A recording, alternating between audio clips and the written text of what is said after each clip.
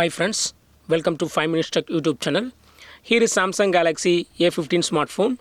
In this video, you will learn how to change font size in our phone Samsung Galaxy A15.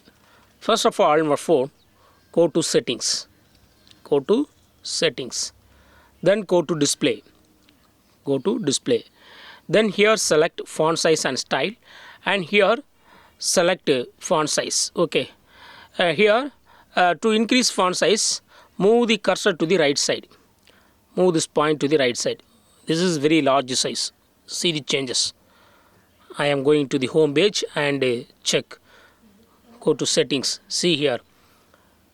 Font size is very large. If you would like to decrease font size, again go to the same settings. Then go to display. Then go to font size and style. And you have to move the point to the left side. So font size will be decreased. See here.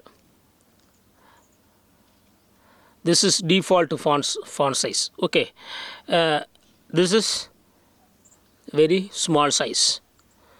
If you would like to set in default, you have to keep in the third option. Okay. In this way, you can easily change font size in your phone Samsung Galaxy A15. That's all, friends. Thanks for watching. Bye.